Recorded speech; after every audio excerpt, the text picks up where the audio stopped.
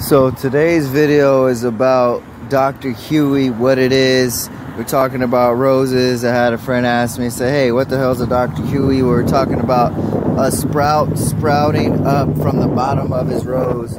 Now this is a tree rose, which will give you a very good example of what I'm talking about. When it comes to a tree rose, the actual rose is grafted right here, and this is the trunk of a different plant, and the rose is grafted to the bottom for the root structure so it can grow faster, better, more disease resistant. So with that said, if you follow this trunk all the way down, you see I'm getting a little shoot coming out of here, and this shoot is coming from this rootstock, and follow it all the way up, and you can see there is no rosebud. It's just literally a long shoot. People think, oh, it's growing fast, what am I doing so good, oh, it's growing. But that's what I mean by Dr. Huey.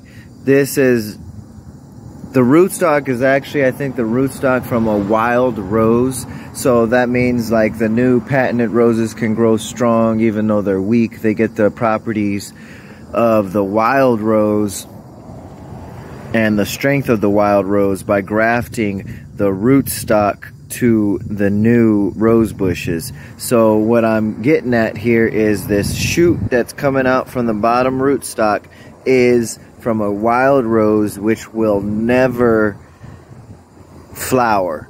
In the wild, yes, they may flower, but this situation particular, when I'm talking about Dr. Huey, I'm talking about this shoot is never gonna flower. It may get big, it may get long, it may look like it's gonna flower, you may feed it, but it's not gonna flower. So in which case, the situation we were talking about was, I think he said he accidentally cut back his rose bush all the way to the ground, and he was getting a lot of these shoots, and he thought the rose was actually still living. And I said, you might have a Dr. Huey. He said, what is a Dr. Huey?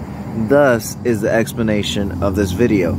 So if you see shoots coming out below the graft, I'd say either in his case he might have a goner, but in other cases scenario, just rip that bad boy out, which I'm gonna cut it with some pruners, but I would just cut that out. It is of no use, and just keep it going. So further explanation, since this is above the graft, you have a rosebud growing, so this will flower. The Dr. Huey sprout will not flower. Like I said, this is a rose tree, so it's easy to determine that. In my friend's case scenario, he's dealing with a rose bush, which the graft is all the way down here. This is the bush. The graft is all the way down here. So if I was getting sprouts down here, it would be Dr. Huey, and I would cut them. But anything above, and the graft line, let's see if we can get in there. If you can tell, which you kind of can, kind of can't, the graft line is right here. Let's see if we go to this side, you can kind of tell the graft by looking at this little knuckle here. And anything usually below that is going to be a Dr. Huey. So if you got any insight from this video, go ahead and go out there and start cutting those Dr. Huey sprouts so that you don't get your hopes up. And let's keep growing, folks. And if you haven't already, go ahead and feed your roses. This is my ketchup and mustard rose. This is doing very, very wonderful. This is ketchup and mustard, so it's red on the outside, yellow on the inside. This is my fragrant plum, very fragrant. Looking very nice.